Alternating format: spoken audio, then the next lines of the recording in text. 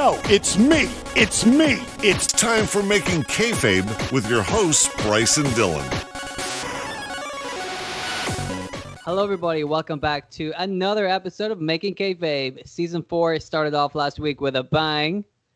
If you know what I'm talking about. And this week is going to be no different. We're going to be self-high fives all over the place on today's rebooking because we are rebooking Diamond Dallas Page, a very big, prominent star in the WCW, of course. And whenever the invasion happened, they brought all the WCW guys over to the WWF and, unsurprisingly, buried most of them, including DDP, which was a damn shame. So that's what we're talking about today. It's going to be very exciting. We're keeping season 4 rolling. We are in the groove, let me tell you. So before we get too far, I'm going to introduce my co-host, of course. We've got Bryce. Hello, Bryce. How are you doing today? Hello, Dylan. I am in a state of rage and mourning. Okay. Well, just like normal. Yeah, you guys don't really understand. He seems like such a nice, polite boy on the show, but off air, he is full of rage and what was the other one you said? Sorrow? Mourning. Yeah, or sorrow, yeah. I mean, whatever. Yeah. So, you know this, Dylan, because I've just spent the last fucking hour trying to set up a plan B, but my laptop died this week. It died in my arms this week, and I've tried to set up Skype on my partner's old laptop, which is like Windows 7, and I've tried to set it up on a Chromebook, which is a bloody nightmare. And like we eventually got there. If you can hear my voice, that means we got there. But fucking hell, I can't wait for my new laptop to arrive. I can't wait. You see, that's exactly it, man. There's always silver linings. Your old laptop died, but you get a new laptop, so that's not a bad thing. That's a good. Thank you. You see, there's people. I think people underestimate how fucking good we are at podcasts. It's really good. All of this stuff is off the cuff. We're not like we didn't write this. Once again, this episode is totally free. Yeah, but no offense, guys, but you really should be paying for this kind of content. This is amazing. Yeah. So before we get too far into the show, we want to give a little shout out. If that's okay, to a little website. It's called Atletifo.com. Atletifo.com. And the lovely people at that website did a write-up about our show. They talked about the genius of Vince Russo, the ECW Zombies Redemption, and why Making Kayfabe is the best podcast in wrestling. Now, me and Bryce obviously agree. It's the best podcast in wrestling, if not the world. We've known that for a while. Yes, we've known this, and it's really nice to see that other people are starting to realize that we really are the two single greatest individuals in mankind history. It's about time. Yeah, it's nice. Seriously though, thank you very much for you guys at that website for making that. That surprised the hell out of both of us. We were like, whoa, didn't expect that. But that's a really nice thing. So thank you.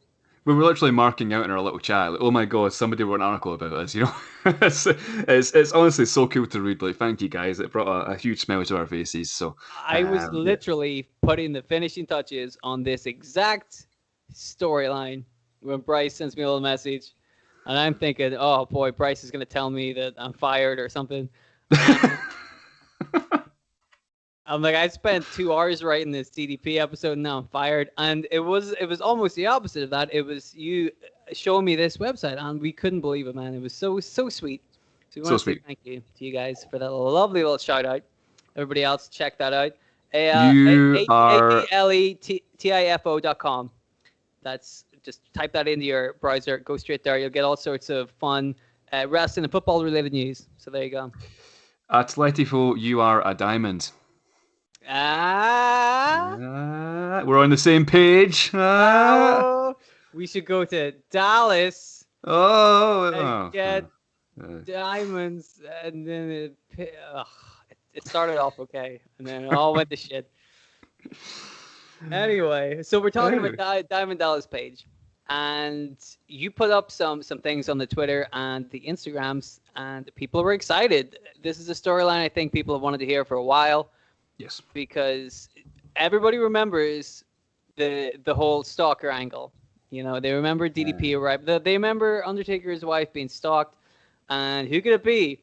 And everybody was excited to see DDP, and he's revealed as a stalker. And people have mixed feelings because they want to see DDP, but they don't want him to be a stalker. Yeah. So, and then, well, let me. I'll get to the entire history of DDP and WWF in a second. But let me read out some of the messages from the listeners to prove this. So we got the Scottish Nerd on Twitter at Scott_nerd. Thank you. He says about DDP, he says a great wrestler, super charismatic. He got into the business older than most, which is true, but he's a great inspiration for people. Also, if it wasn't for him, I generally believe Scott Hall and Jake Roberts might not be with us today. That's a fair point.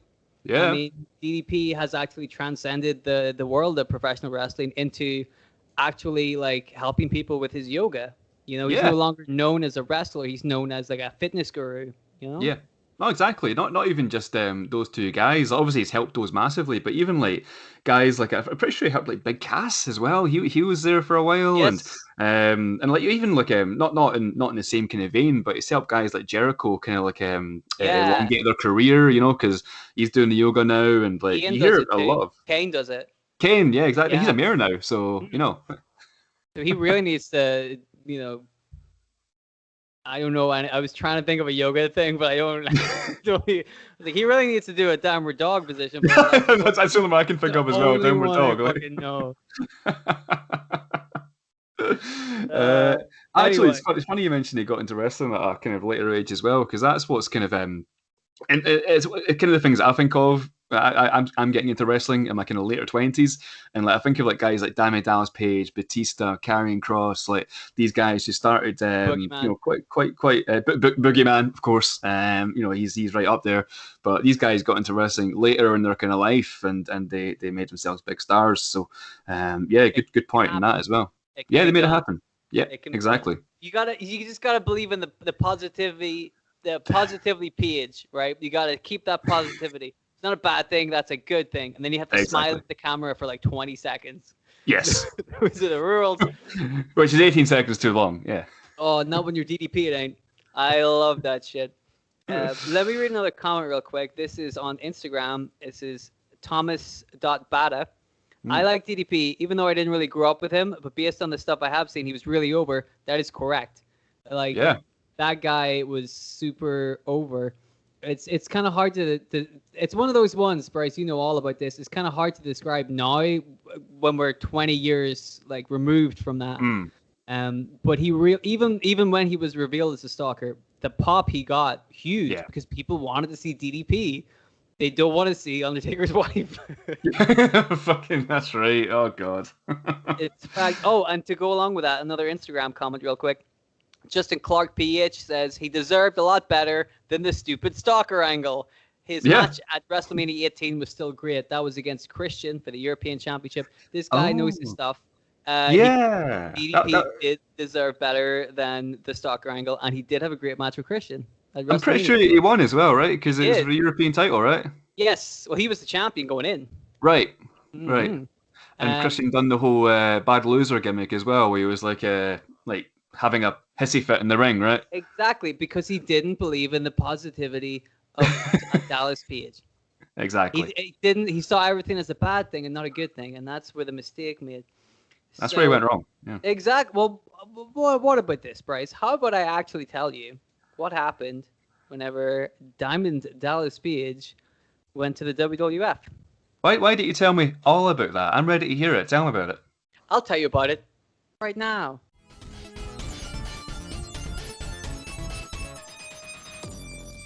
So let me tell you some history about our good friend DDP. We all know that he did some stuff. I mean, that's a fact. He worked in WCW, for example. He also lost the WCW Heavyweight Championship to David Arquette. These are just some of the things he did before he went to the WWF. They, of course, purchased WCW and ECW in 2001. So at the beginning of 2001, they were teasing some sort of invasion angle. And this angle finally kicked off for real on the May 28th episode of Raw, where Lance Storm famously kicked Perry Saturn in the face during a Perry Saturn and Terry Runnels versus Steve Blackman and Trish Stratus match. Now, it's weird how nobody ever remembers that match, isn't it? No, yeah, I remember. I only remember it being Steve Blackman because like I got the clip from when we done the Lance Storm episode and I put that on Twitter. But yeah, I'm always down for Steve Blackman, man. Well, Lance Storm didn't even. Lance Storm respected the Steve Blackman. He didn't kick him in the face. So this is when was this? May 28th. This is when the invasion fully began. But funny enough, also on that show, mysterious vignettes are aired where somebody is filming The Undertaker's wife. Oh no. Sean Stasiak. Who could this be? The person is doing like commentary over the top, but the voice is all distorted, so we don't know who it could be.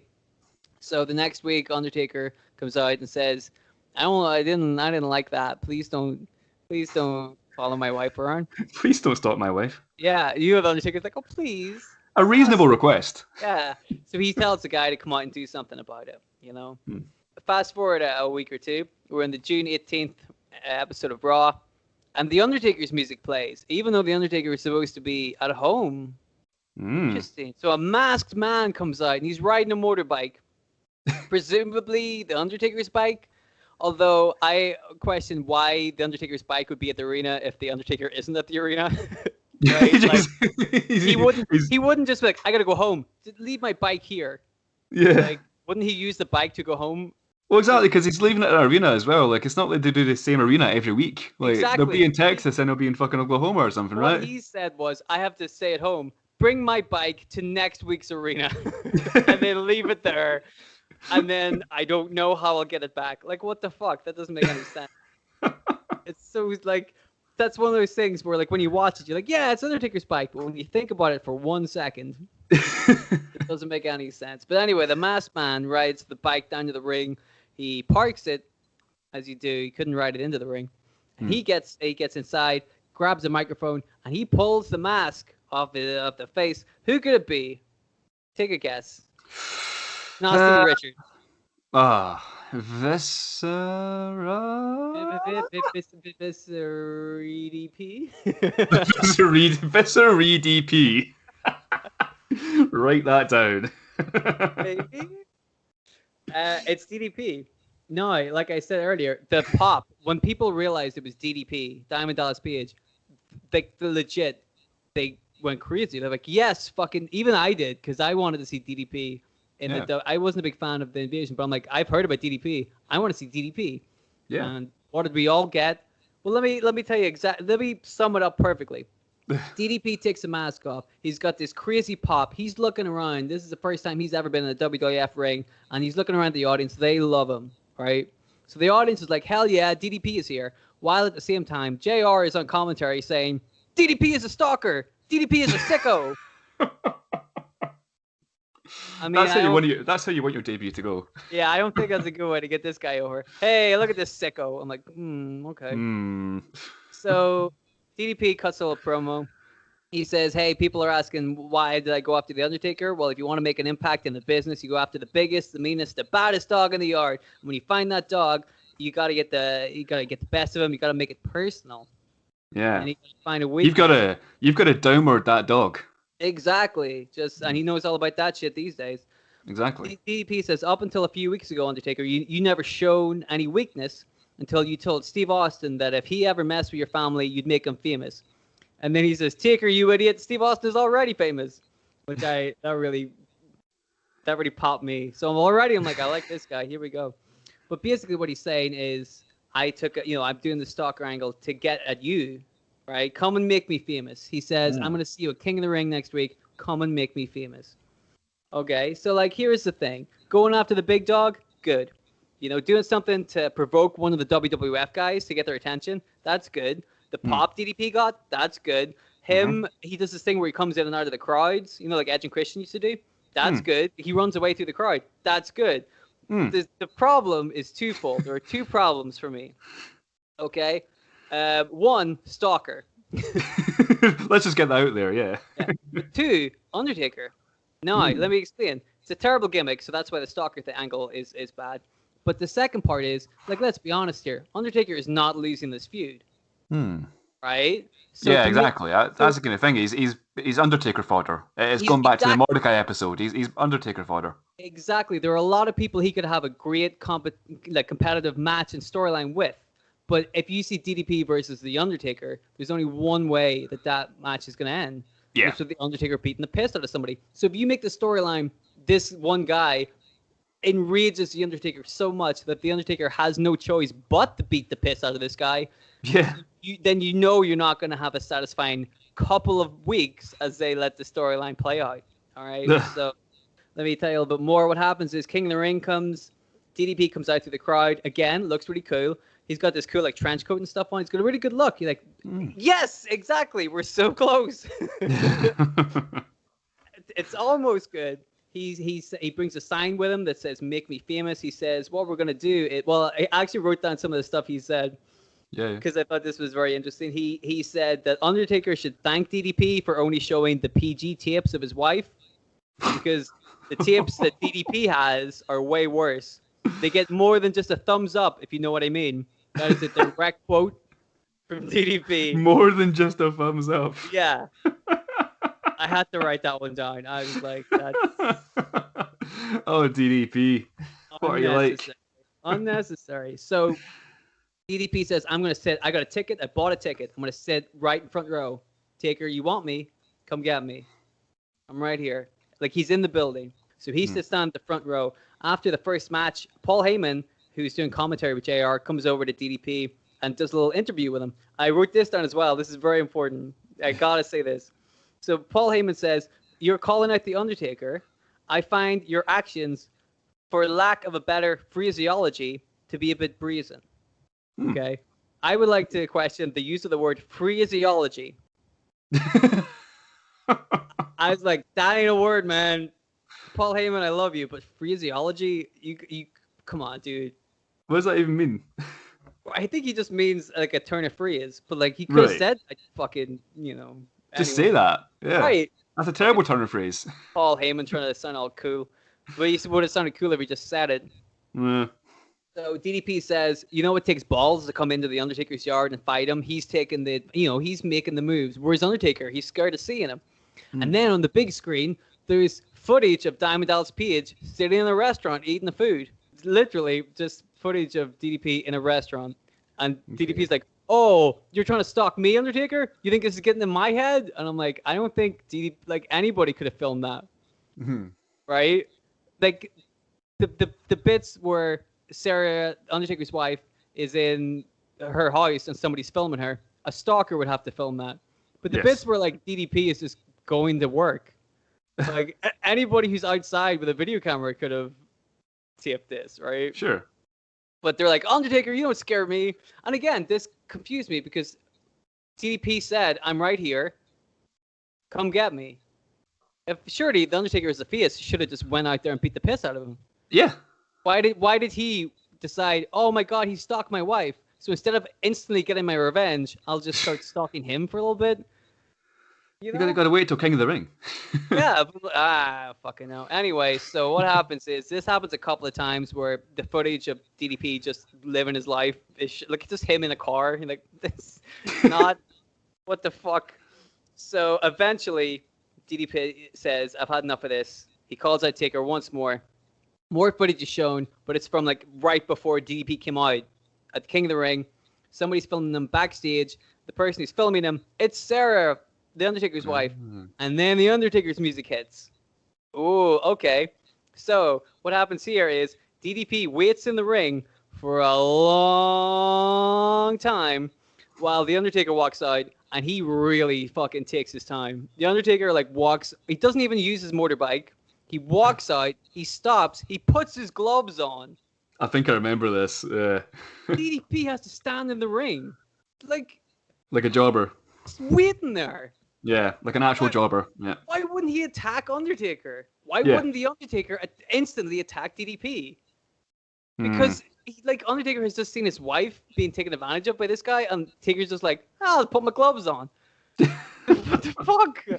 It's almost like Orange Cassidy coming to the ring and just putting his elbow pad on halfway down, just right.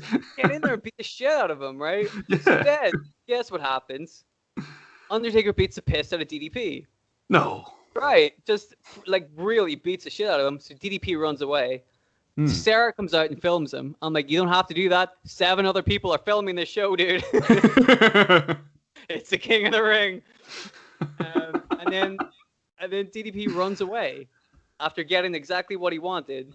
DDP runs away. So already none of this storyline makes any sense. It had slivers of like good stuff in it, and just straight away, Undertaker beats the shit out of DDP, and DDP runs away as a stalker. Not a good way to sell him to the WWF fans, right? No. So after that whole debacle, DDP made it to the Invasion pay-per-view, the 5-on-5 WWF Alliance match in the main event, which they won.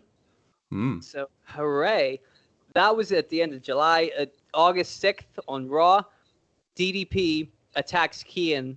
It interferes in one of his matches that costs him, I think it was the Intercontinental Championship. So now Kane is annoyed at DDP. Kane realizes that DDP is backstage with a big shrine to the Undertaker's wife. Okay, let me double down on this. Originally, the storyline was DDP didn't actually care about the Undertaker's wife. It was all about getting to the Undertaker. That was the hook. Right, and now he does. Point. And now he is obsessed with now he is a stalker. And you're like, all right, fuck. So Kane realizes DDP has a shrine to. Also, why would you do it at the arena? Why would you build it? You have to take that down and move to the next arena, and then do it again. And so the Undertaker arrives late to the arena. Kane says, "Hey, Undertaker, DDP's here and he's got a shrine. Let's go beat him up." So Undertaker says, "Okay." Cut to later on. Undertaker's in the shrine. This bit killed me. Right, I have to tell you this, but they're in the big Undertaker is in the big shrine, and he sees all these photos of Sarah. And he ignores most of them until he picks up like a photo frame. And in the photo frame is a picture of The Undertaker and Sarah on their wedding day. But DDP has cut out a picture of his own face and stuck it over The Undertaker's face. Oh, no. And I'm like, where did he get that photo? It's in a frame. Where did he get, like... Is he a thief as well now? Is he stealing shit from the Undertaker's house? Like what? And then he went through the trouble of like printing out his own photograph and cutting his little face out, right? It's amazing. So that's the bit that Undertaker freaks out about, and then he sees a person in the room, so he attacks him. But that person, he thinks that person is DDP, but it's actually Kanyon. So DDP hits Undertaker and starts beating so they both double team the Undertaker before Kane comes in and scares them both off, all right? Who better? Wow. Bear that in mind. So this is the 6th of August on Raw. 3 days later, on the 9th of August on SmackDown, Kanyon and DDP are booked in a WWF Tag Team Championship match against the APA. Oh. Right. Why? Fucking who cares? That's why. So they just formed a team.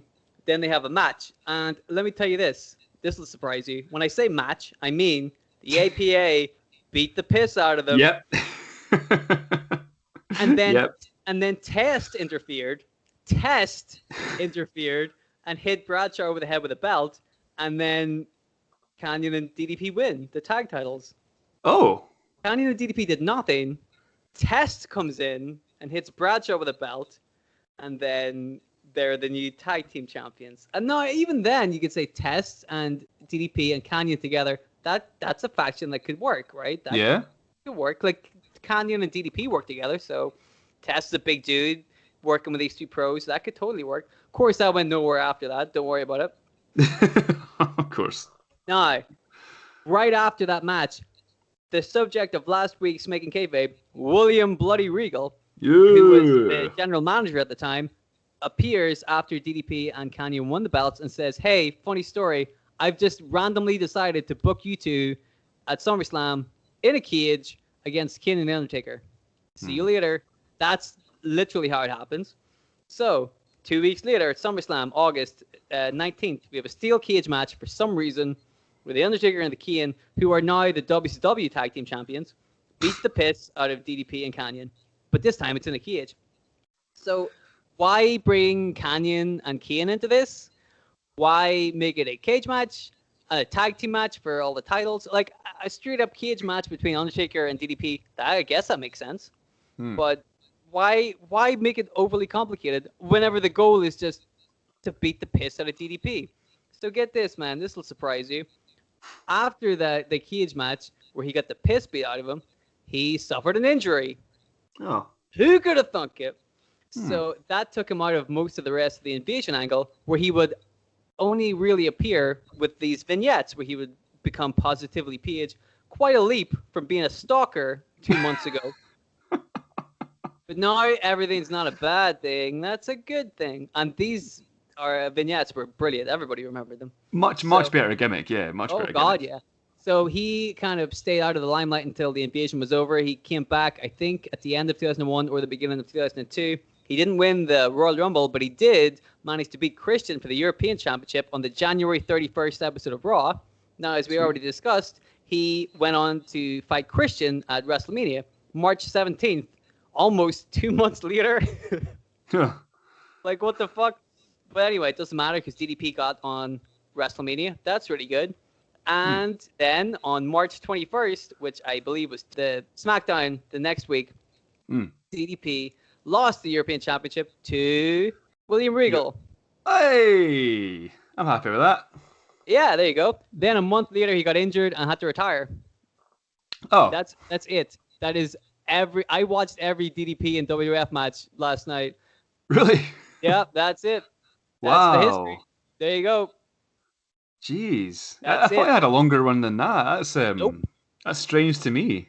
After that, he appeared in TNA for a little bit, from I think 2004 to 2005. But after that, he would pop up a couple of times after that, in Raw appearances and stuff like that, and in AEW as well. But it's not really a wrestling Raw. He's kind of like appearances. He was a wrestler in AEW, wasn't he? He wrestled a match. Did he wrestle a full match? Yeah, I'm sure it was a tag match. It was just before the pandemic. I think he was tagging. I don't quote me on this, but it was like with Cody Rhodes against maybe like MJF and like some heels and stuff. But dude, I remember it because I had a cool spot. He's like 60 odd years old and he's doing like a dive from the top rope to the outside of the ring.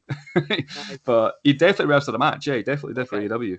He's pretty much retired basically. Like he's pretty much, yeah. Full time run. One match every so often. But that's pretty much it for DDP. Yeah. And I think we can both agree that the words I just read out to you are absolute bullshit.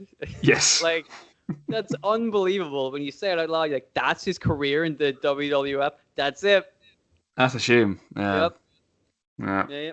But wouldn't it be awesome if somebody, I don't know, maybe you were to just come up with a new storyline for DDP?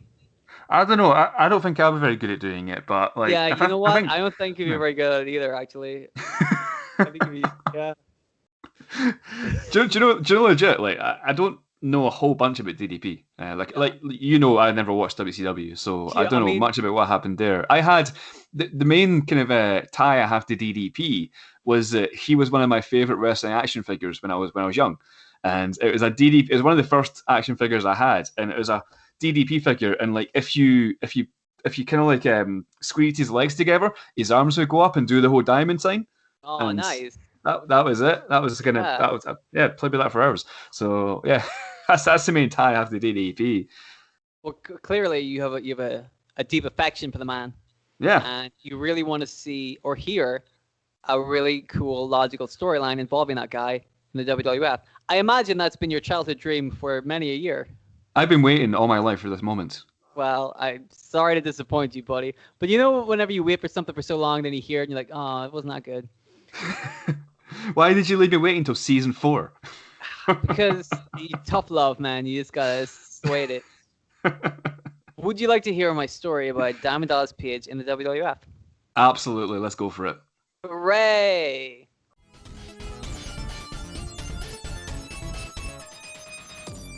Here's my story about Diamond Dallas Page. I hope you like it. So, what we're gonna do? We're gonna have the June 11th episode of Raw. The invasion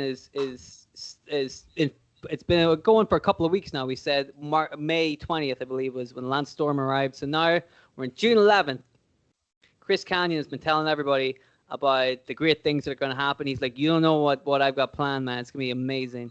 He's saying, listen, next week, June 18th, shit's going to go down. Trust me.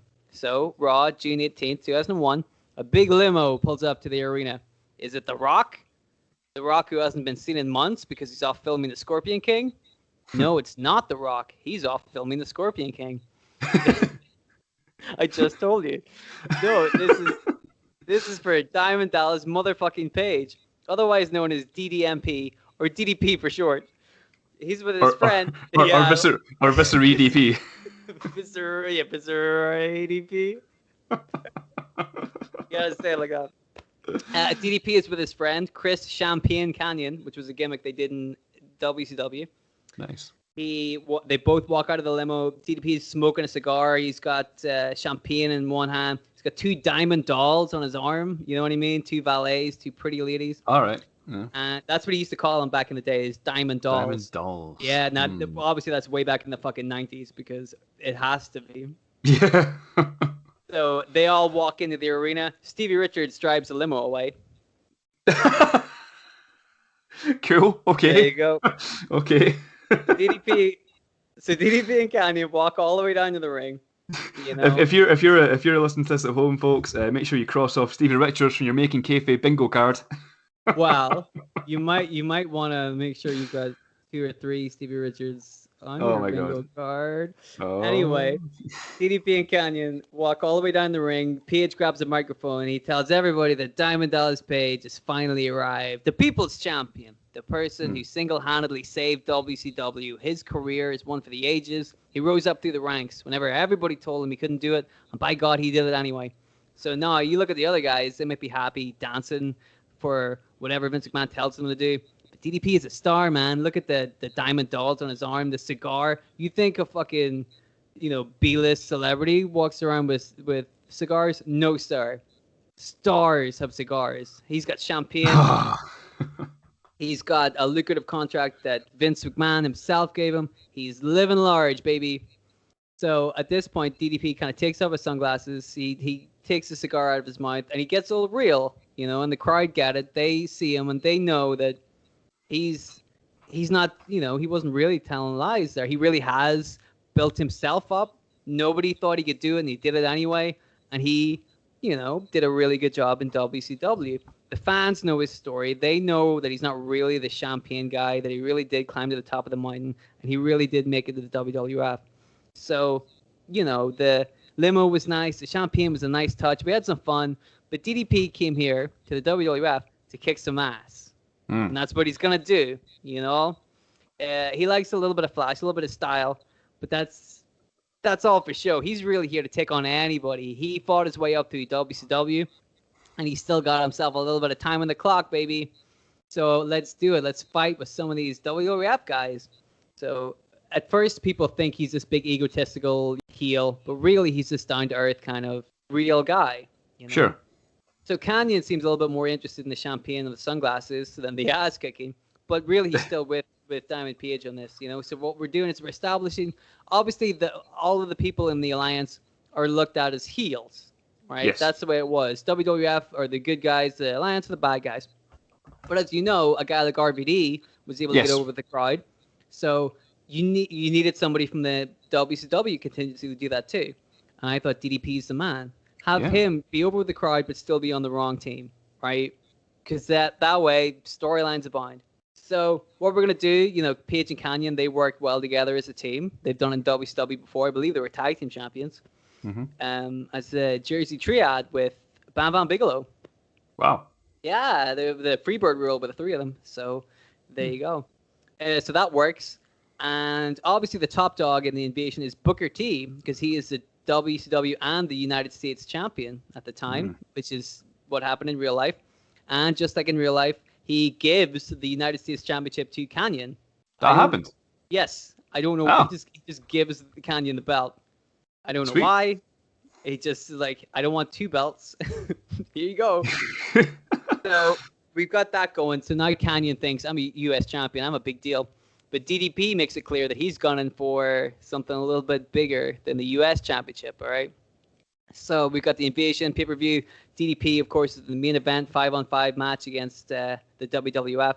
Canyon, as the United States champion, wasn't included in the big main event because he had other duties. He had to defend his belt against Albert. Got himself disqualified.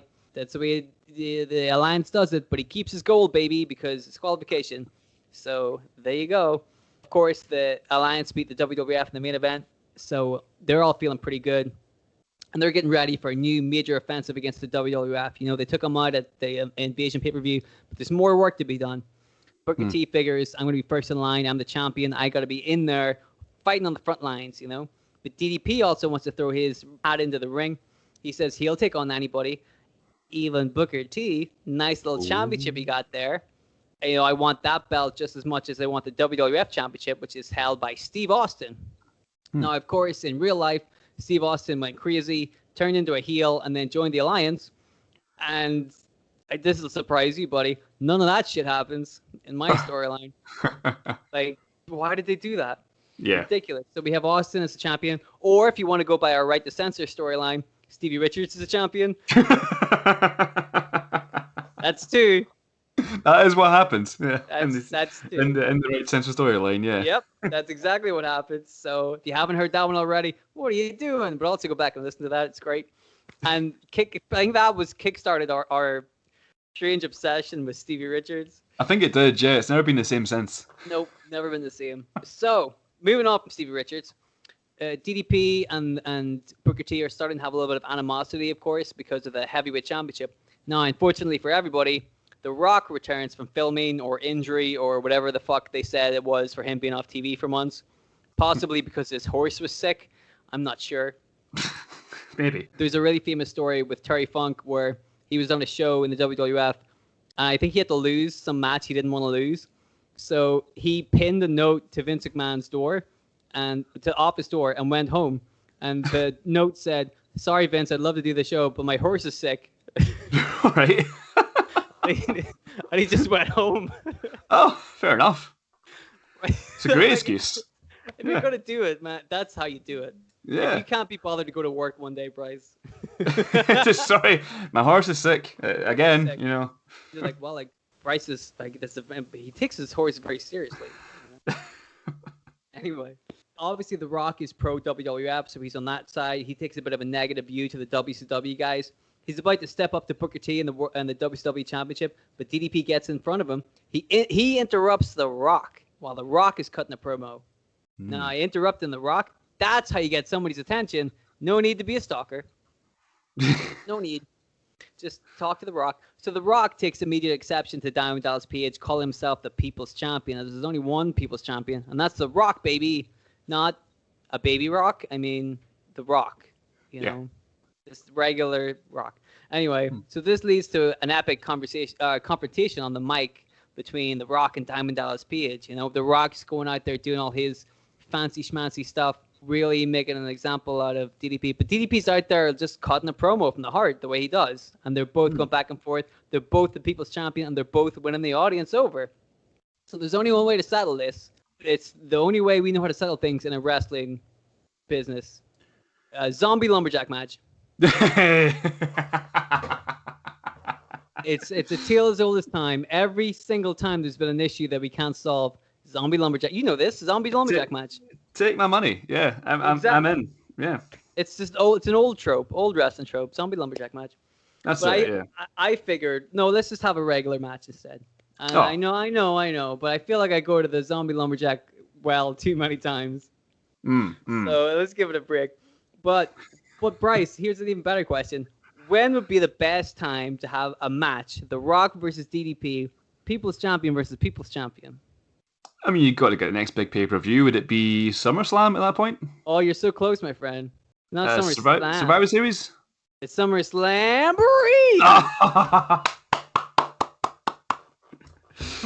We're doing this is literally making kayfabe play the hits. Yeah, it's just fucking Slamboree. We've hit every single big target so far.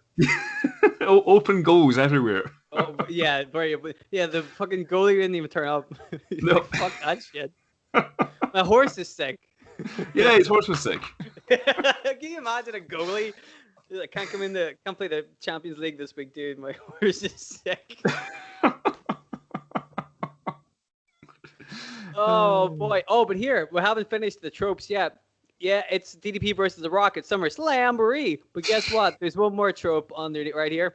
Whoever the winner is the number one contender to the WCW Championship. That's right. I did it again. Every single one of my rebookings has a number one contendership match. I did it. Oh boy. Oh my god. Not a broken record at all. All of my storylines are unique. Oh. But you do it when it makes sense. Yeah. This would make sense in the storyline, so exactly. You're forgiven. Yeah. Thank you. All the other ones didn't make any sense, you prick. Not at all. No. It's about time one of them made sense. I was due one, you know. So SummerSlam happens, and DDP, you know, he's been looking pretty good on the way up to SummerSlam. He's actually in the week before SummerSlam, he and Kanyon had a win in a tag team match over The Rock and Chris Jericho. So Kanyon thinks, hey, we've got the advantage going into this match, you know, momentum, but hey, maybe we could add a little bit more advantage to us, you know. We make sure that the WCW title stays in the alliance. You know, if I make sure you win, then you fight Booker T. Either way, somebody in WCW is the WCW champion, right? So let's, you know, I'm just trying to look after the alliance. Kanyon thinks I'll cheap shot The Rock beforehand, or I can run down to the ring and help you win, you know. But DDP says, come on, man, I don't play like that. He's an honorable man. He worked his way up from the top. He's not around taking cheap shots. He just wants to have a match with The Rock. How can he tell who the real people's champion is if he doesn't go in there and fight him like a champion, right? Best man wins. Kanyon accompanies DDP to the ring, but DDP tells him, just go to the back, you know, chill out, get the beers ready for whenever I win. Don't worry about anything. Rocky comes out. We got a match on our hands. Here we go. So DDP starts out hot, but The Rock, he gets the upper hand. It looks as if The Rock is about to put DDP away. So you see Kanyon watching on a backstage monitor. He sees The Rock about to put DDP away. He's like, fuck this. I got to help my friend. He runs out to the ring. But while he's running out, DDP starts to get the advantage. The tide is turning. He hits a big clothesline. So both men are down. DDP, first man to his feet. He's doing a little bit of self-high-fiving. He's cutting some diamonds. And you know what that means. He's getting ready for the big diamond cutter out of nowhere.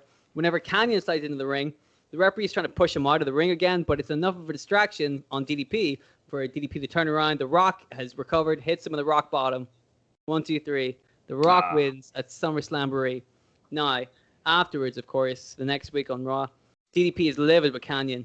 He says, I told you not to mess with my business, man. I had everything under control. I was about to win fair and square. You came in. You made a mess. Kanyon tries to explain he was just trying to keep everything in the alliance. He was just trying to help DDP. DDP says, ironically, the one thing you didn't want to happen has happened because of you. You did this yourself. You would have been better off staying out of my way. So now Kanyon's really fucking annoyed. He doesn't like being talked to that way. He was just trying to help out DDP. So now we've got infighting in the alliance, right? But it's really just these two guys. It's Kanyon and DDP. They got a beef with each other. Stephanie McMahon, Shane O'Mac, Paul Heyman all convince everybody else in the alliance that everything is fine. There's no cracks in this organization just yet. It's really just DDP and Kanyon. We can sort this out. Don't worry about it. So, hey, this will sort them out. Kanyon is booked in a match against Tajiri for the United States Championship, which really happened in real life. And during the match, DDP hits the ring and distracts Kanyon, causing Tajiri to kick him in the head and win the title. Oh. That's not quite what happened in real life, but Tajiri did beat Kanyon for the United States Championship. So there you go. Nice. So Tajiri kicks Kanyon in the head, runs off with the title. DDP runs off through the crowd, shouting about how Kanyon doesn't like it now that it's happened to him. So Kanyon is just throwing a fit in the middle of the ring. He can't believe this. That's not fair. That was his championship, and DDP took it away like that. That's not fair. So later on, the Alliance guys all have a meeting, and they tell DDP to get his shit together. He can't go costing members of the Alliance their championships. We need that. This is a war. We need to have the championships on our side. DDP doesn't like being talked to like this, let me tell you, because he's a man. Obviously, in wrestling, there's only one way to settle things, and that's, of course, for the zombie lumberjack match, as we already mentioned. But once again, I went straight for a standard wrestling match. You're insane. I am insane, but hey, man, it's got me this far. So we've got DDP versus Kanyon in a standard wrestling match. We're going to book that for Unforgiven in September. So we get there during the match. Kanyon keeps trying to cheat because he really wants to stick it at DDP. He even tries to cheap shot him before the match, the way he threatened to do to The Rock at SummerSlam. But unfortunately for Kanyon, DDP knows how he thinks. You know, they were a tag team in WCW. They were a tag team in WWF. Everything Kanyon said he was going to do to The Rock, he tried to do to DDP, so DDP knows what he's thinking about. He ends up finding ways around this, and he gets the upper hand, and he wins the match himself, and he leaves Kanyon in a really bad mood. So after this good showing against Kanyon, DDP finds himself booked in an Intercontinental Championship match against Edge. Now, you see, the WWF saw what DDP did to Kanyon, and they saw his work ethic, and they rewarded him with an Intercontinental Championship match. Kanyon is now really outraged that DDP has been booked in an Intercontinental Championship match. Where's his match? Not fair. On the flip side, DDP has noticed how the Alliance have been a real buzzkill. They've been really on his case, whereas the WWF have given him an Intercontinental Championship shot. It's a very interesting way the two companies work. So this is a random episode of Raw, the Intercontinental, that style at the time, that quick booking that happened on the WWF during the Attitude Era. Edge versus Diamond Dallas Page. And wouldn't you know it, Diamond Dallas Page beats Edge in the middle of the ring on Raw for the Intercontinental Championship. Sweet. How about that? So now Kanyon, of course, is extra angry. And the Alliance have forgotten everything that DDP did to them earlier, because now he's a champion. They're like, come on back to the fold. We love you again, DDP notices all of this. Edge, of course, wants his championship back. So they have a ladder match at No Mercy 2001 in October. Now, during this match, both Kanyon and Christian are able to interfere. Kanyon, of course, interfering to try and cost DDP the match and to help Edge win. But this is whenever Edge and Christian were splitting up. So Christian is pissed off at Edge for being the Intercontinental Champion and for winning the King of the Ring. So he's trying to help DDP win. So we've got, no disqualifications for the ladder match. It's a bit of a mess so far. He gets very busy. Funny enough, Kanyon's bumbling actually manages to work out in his favor for once, as he's able to distract DDP enough for Edge to win his Intercontinental Championship back. So what this is going to do is set up the Edge and Christian match at Survivor Series. That's what we're going to do. We're going to have Edge versus Christian in a title versus title unification match at Survivor Series. Sweet. Instead, what they had was Edge versus Test at Survivor Series. I'm like, okay, well, that's your idea, but I have a better idea. And again, a quick title change for the IC title. It was all the rage back then, right? Yep. So doesn't matter. And of course, costing DDP his title is revenge for DDP costing Kanyon his title, so it's part of the feud. So now Kanyon and DDP on Raw are just tearing each other apart backstage. They have to constantly be separated, only to get back together and fight again. The Alliance are fed up with this. It's making them look bad. Survivor Series is around the corner. And, of course, they're going to have the big 5-on-5 main event. Only the best Alliance members can be in that big 5-on-5 winner-takes-all Survivor Series match. So we've got Booker T, of course, is going to be in that match. Rob Van Dam, of course, he's a lock. Shane McMahon wants to put himself into that match, but he decides to put in his new bodyguard instead. Who's his new bodyguard? The Big Show. That's right. The Big Show was one of the guys who came from WWF to WCW. Because if you think about it, he had a lot of disrespect in the WWF, whereas up to that point, he had made most of his success in WCW. Champion. So exactly. I would have had him as the mole, as the turncoat. Okay, nice. And that gives a chance to put some shine on the Big Show, which is what he needed, right? He wasn't even he was barely in the fucking Invasion angle, and he's the Big Show. Think about it. If you had a guy like the Big Show, put him in the front lines. Yeah. How are you going to beat him? He's 7 foot tall, right? Yeah. But no, they were like, no, put him in the mid card. Like, you fucking idiots. So Big Show is in the match alongside Booker T and Rob Van Dam. Rhino has also been doing a great job with the ECW contingency, so he is in the match too. And we've got one space left. It's got to be either Kanyon or DDP. Now, as you can see, DDP, while he's been, annoying the hell out of them with his fight against Kanyon, he's also a former Intercontinental Champion. He's winning at big pay-per-views. He's putting on matches. Kanyon's not doing that. It's tough for them to choose because they're still not a big fan of DDP either. He's been annoying them. The Alliance, they don't really know what to do, so they think, all right, we'll have to have another match. Kanyon versus DDP. Winner gets to fight for Team Alliance. This is going to be an episode of SmackDown. So DDP wins that match. Now he is the 5th man in the Survivor Series match. Well, Kanyon's really pissed off that he's not involved. So on the day of Survivor Series, he goes begging to the WWF for a job. He's like, the Alliance don't want me. I give you the United States Championship. Remember? Maybe we can work something out. And he says he can guarantee a WWF victory as he wants to see DDP destroyed so he can help the WWF out. Wink, wink. But the WWF are very wary of Kanyon and anybody from the Alliance in general. They don't really trust him. So Vince McMahon politely declines Kanyon's offer in that way that only Vince McMahon does, where he like yells at him or whatever. Like ruffles up his hair and calls him a silly boy, you know? I don't know. So something like that, yeah. So now Kanyon feels embarrassed. The WWF don't want him, so he sneaks back to the Alliance. But there's cameras everywhere. They just saw him talking to Vince McMahon. They don't want him either. So Kanyon is now in between. He's not in WWF or the Alliance. Doesn't know what to do. Of course, the Survivor Series, there is the Immunity Battle Royale, where anybody can enter that match, and if you win, guaranteed a contract. Kanyon, it's test, right? Test in real life. Yeah, after having lost to Edge on that same show. What the fuck? So we have Kanyon enter that match, and he doesn't win. Oh. So now Kanyon is beside him. He just hates the WWF. So now we get the big main event match. We got Team WWF, which is Austin, Rock, Jericho, Kane, and The Undertaker. Pretty legit team.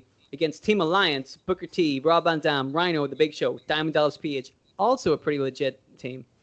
So the whole night, the Alliance seem oddly confident, as if they think that somebody's going to jump to their side. They've already got Christian. They got The Big Show.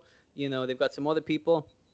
And also, The Rock and Chris Jericho have been having a bit of a feud with each other inside the WWF. So the Alliance seem like they can kind of count on that little Money in the Bank situation. So the match goes on. It ends up being Booker T and Diamond Dallas Page, the last two guys on Team Alliance. And we've got The Rock, Chris Jericho, and Steve Austin. DDP catches Chris Jericho with a diamond cutter out of nowhere, bro. Bang! Jericho is eliminated and he's pissed off. So he takes out his frustrations on The Rock, because that's part of their little mini feud that happened in real life as well. He attacks The Rock and leaves The Rock lying for somebody else to just, you know, go to town. Booker T comes in, picks up the scraps, eliminates The Rock. So now it's Austin versus Booker T and DDP. Austin runs in, starts taking the fight to Booker T. It seems like a 2-on-1 situation. There's, wouldn't you know it, a good old ref bump.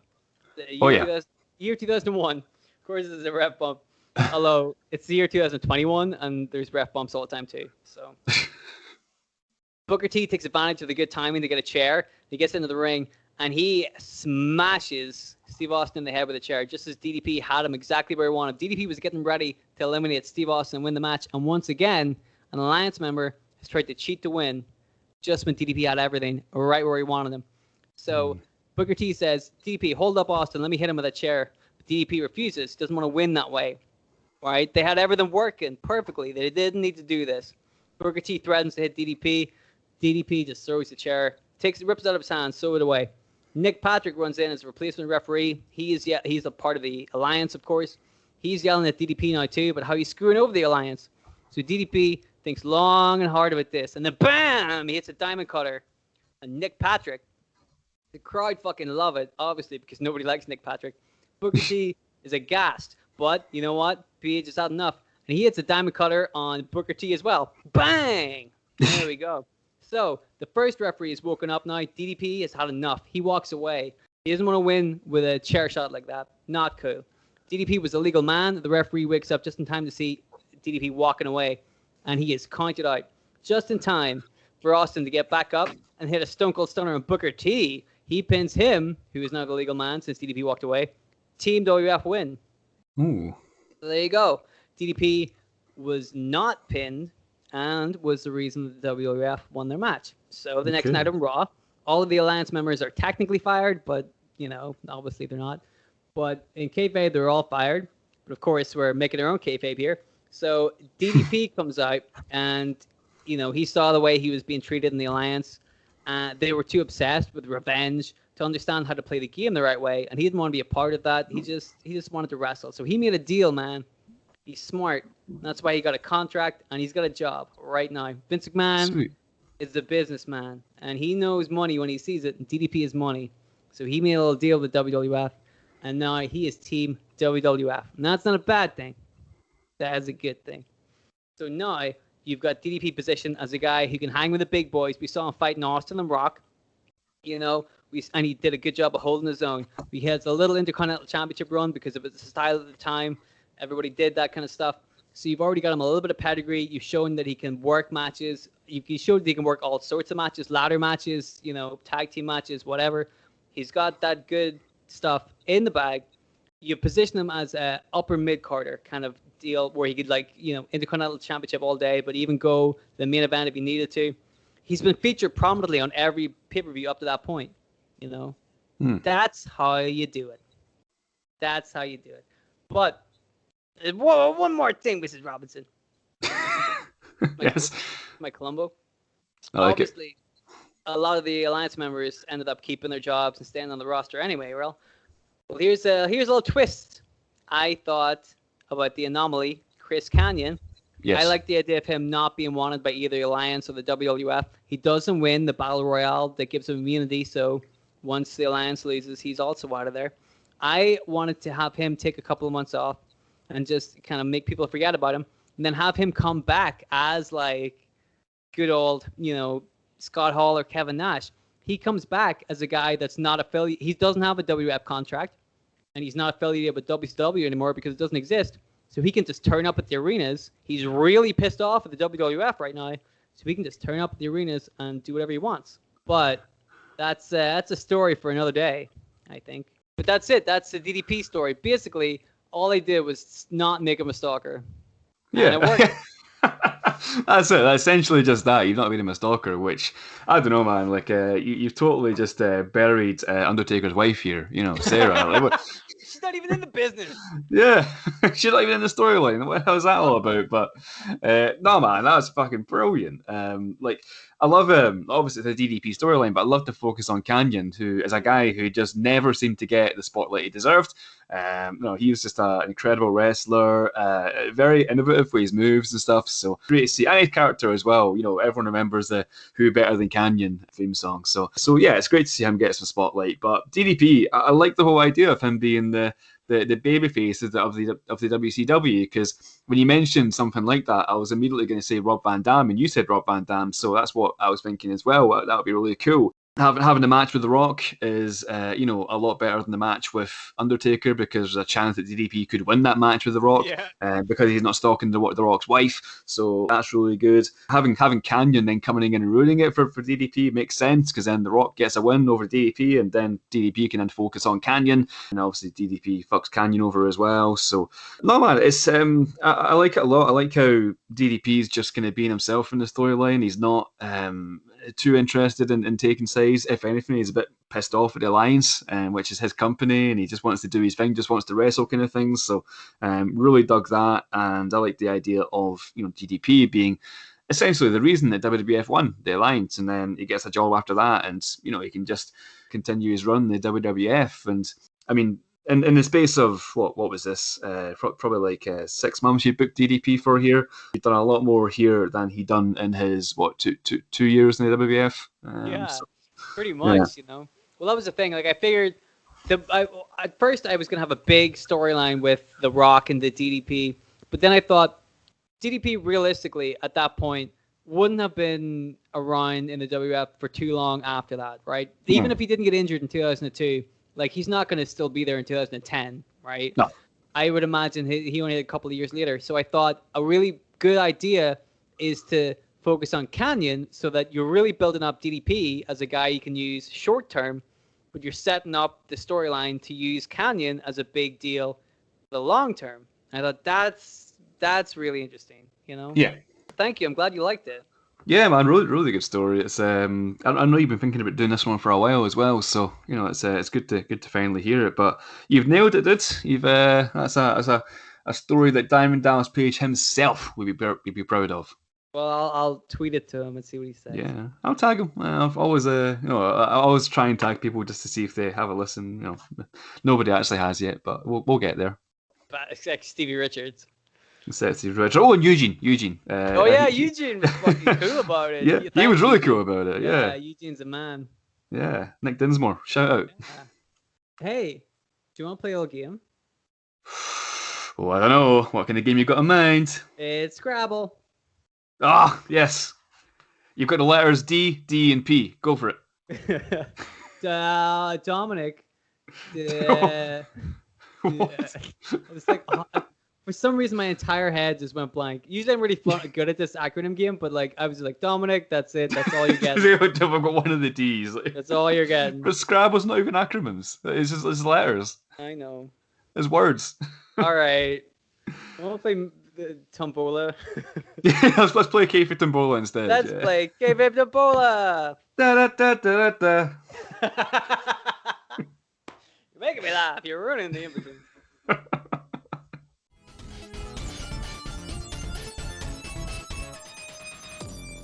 So we're playing another game of Kayfabe Tombola. So it's that time again, Bryce. We're back here doing this business. Now, I assume that people listening to this wonderful podcast, you've probably checked this out before. You're probably well aware what Kayfabe Tombola is. But you know what? We're going to give you a recap anyway, just in case. Just in case. Because sometimes it's just really nice to hear me talk for an hour and a half. Sometimes. Yeah. Thankfully, for Bryce, some of the listeners have been sending in their suggestions for Kayfabe Tombolas. So they have given us 4 wrestlers and 4 scenarios. Bryce is going to pick randomly from those wrestlers and from those scenarios. And then he will have 1 minute to try and come up with a storyline based on the wrestler and the scenario that he selected. So this one is sent in by Kevin Molnar on Twitter. Oh, Kevin Kevin. Molnar 3298 on Twitter. So he has sent us this week's Kayfabe Tombola. Thank you very much, sir. Hey, Kevin. Cheers. Thank you. Thank you for listening to the show as well. So, Bryce, the next couple of minutes, they're in Kevin's hands. He has decided your fate. You are going to pick a letter number combination, 1 to 4, A to D. Anytime you're ready. You know what? Kevin's been listening to the show for a long time. I trust Kevin, so I'm just going to go with Kevin's first wrestler and his first scenario. So give me 1A. 1A. 1A. You got it, boss. Let me tell you about the wrestlers you didn't pick. Okay. You did not get Roman Reigns. Okay. You didn't get my homegirl, Becky Lynch. Ah, homegirl, yeah. You didn't get your homeboy, Ric Flair. Famously from Scotland. Yeah. Have you heard him do a Scottish accent? No. Well, get him pissed, and then you'll hear it. You didn't get any of those legends, but you did get a legend. You got a motherfucking racist himself, Hulk Hogan. Oh. Don't sound too excited. I know you wanted your homeboy from Scotland, Ric Flair, but can't have everything. Is Hulk a legend these days? I don't know. I mean, he's still a legend. He still did all the stuff he did. It's just he also happens to be racist. Yeah. Okay. I mean, those are just, yeah, he did some stuff, but also he doesn't like black people. That's, you know. Okay. I don't know, man. Legend's a positive term. I don't know. I mean, right, that is true, but like, you also, you know, he is like he carried the WWF on his back, did work, same kind of deal with WCW. Sure.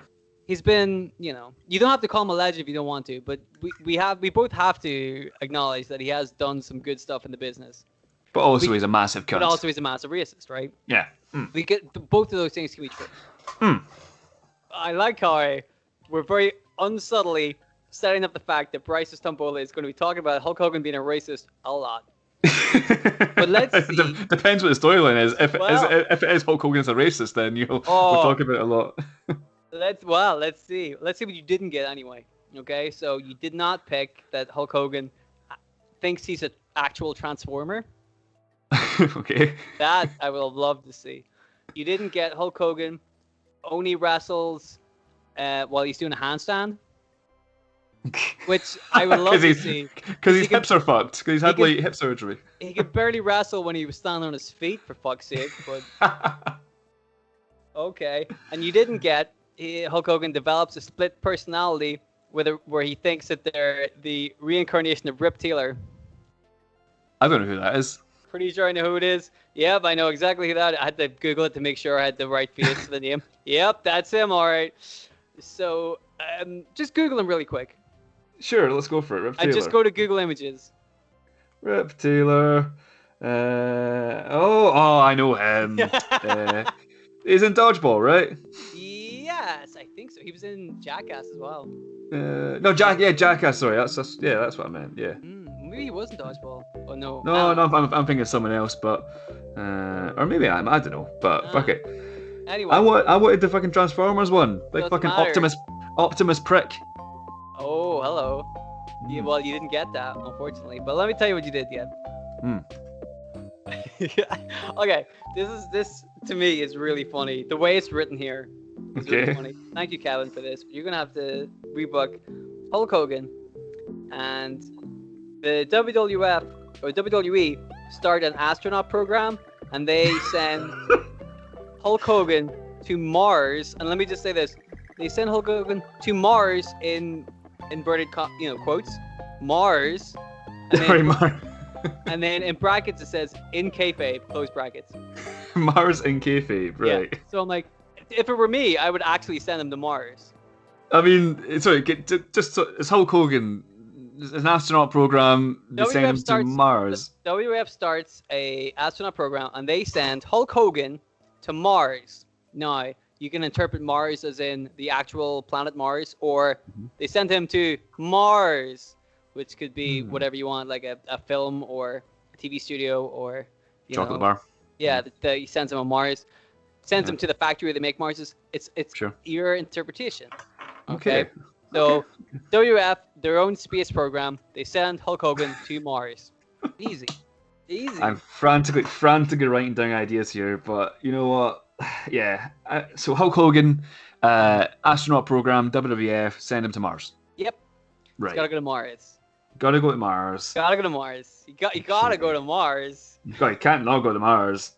What are you doing, astronaut, not going to Mars? What are you doing on Earth? You see all this fucking Neil Armstrong didn't even go to Mars? Lazy prick. Yeah, exactly. Moon. You give a shit about the moon. Isn't the next fucking planet away? It's only one planet away. Right. I mean, the moon isn't even a planet, for fuck's sake. Well, yeah, but it's one planet away from Earth. Yeah, I know. Go next door. What I'm saying, he didn't even go to like the next planet. He just went over to like the fucking his fence. You know? Yeah. Yeah. Anyway, you're filibustering, Bryce. I'm filling that buster. Yeah, fuck it. Let's go for it. You're gonna have 1 minute to tell me and all the lovely, lovely listeners all about Hulk Hogan being sent to space, but being sent to Mars by the WWF. Bryce, are you ready for your 1 minute? You know what? Yes, I am. Let me tell you all about Hulk Hogan going to Mars. All right, I'm gonna start the timer in 3 seconds. I'm gonna count you down. We got 3, 2, 1. Go to Mars. So Hulk Hogan, right? There's this poll on WWE.com for the most hated wrestler of all time, and the catch for the poll is that the loser or the winner or whatever has to be sent to Mars. So the poll lasts for a few weeks, and it's really neck and neck between like Hulk Hogan and fucking Hornswoggle, and also the Miz who Dylan created 10,000 new accounts for to vote for him 10,000 times. But in the end, Hulk Hogan wins or loses or whatever, and he's sent to Mars. So the next week on Raw, because we all know that it only takes a week to get to Mars, Hogan's on Mars, and he gets there, and the first thing he realizes is that there's no atmosphere on Mars, which is ideal because the last time he appeared in front of a crowd, there was actually a really hostile atmosphere, right? So it's perfect. And Hogan, he decides he likes it there because there's nobody booing him, so he just stays on Mars for the rest of his life, cutting promos, brother, on people like Marvin the Martian and people like E.T. and the aliens from Mars Attacks and Alf. The alien from Mars Attacks. Because they live on Mars, right? Live from Mars. Yeah, I'll grant you that. Yeah, that's it. That's how you find there. So that's probably the best we can hope for Hogan these days anyway. So yeah, fuck it. Well, I gotta say, Bryce, you did the unthinkable. Yeah. You sent a big racist into space. Yeah. And I made it entertaining. Also, like, when you think about it, shouldn't we just send all the racists into space? Well, yeah, just put them in a cannon, and shoot them into the sun. Space. Yeah. Yeah. If they're all on Mars, let them have, the Elon Musk is like, we gotta go to Mars. Send all the pricks to Mars. Yeah, without a helmet. Yeah. Yeah, fucking send them to Mars. Yeah. Put all of Donald Trump, Hulk Hogan, Elon Musk himself, send that fucker up to Mars. Yeah, fuck him. Yeah. Yeah, don't need him. The Miz. Yeah. He's been eaten by zombies. He's dead. He's dead. he's legit dead in kayfabe or a zombie. Oh, dude, man, I need to book Zombie Miz. I need to. I could book him. Want to hear it? Stand up straight to Mars. fucking straight to Mars. Anyway. That's going to be a new bit. Just send them fucking straight to Mars. Straight to Mars. Fucking straight to Mars. Straight to Mars. Not only did we hit all of the beats with our old jokes in this episode, but now we're making new ones. We've got new banter, new pattern. Yeah, straight to Mars. Straight to Mars.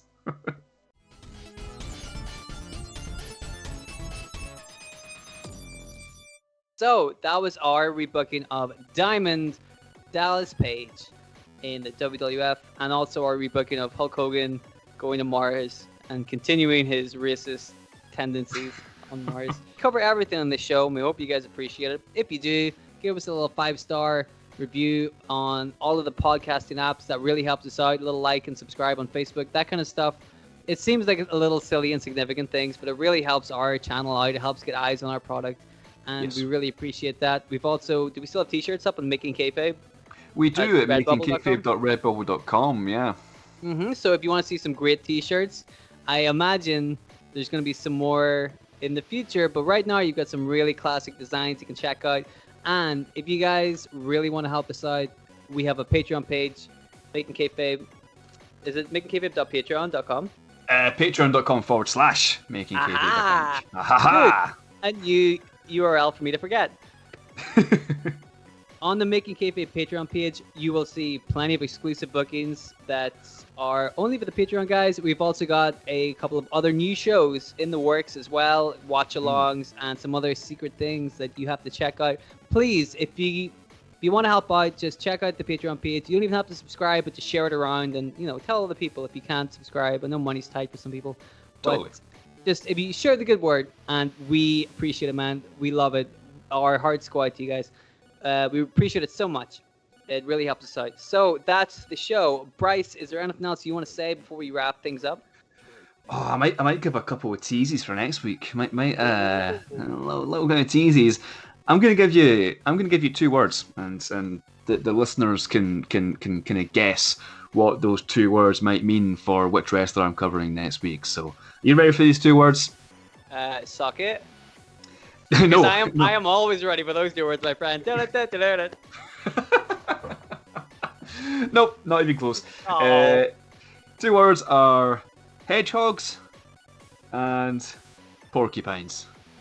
Okay. Yeah. I mean, yeah. I get one of them. Yeah. Yeah. Yeah. I get where hedgehogs you're and coming. porcupines. But Yeah. you're still now. I'm stumped, and I'm on the show. So You know what it is. Yeah, and I'm still stumped. You've seen the fucking art by Tyler. We're doing you're breaking kayfabe. We're doing doing a gaff, alright? Stop breaking kayfabe. You meant to make kayfabe. Yeah, exactly. So even I don't know what the next week's booking is going to be. Okay, right? Play along.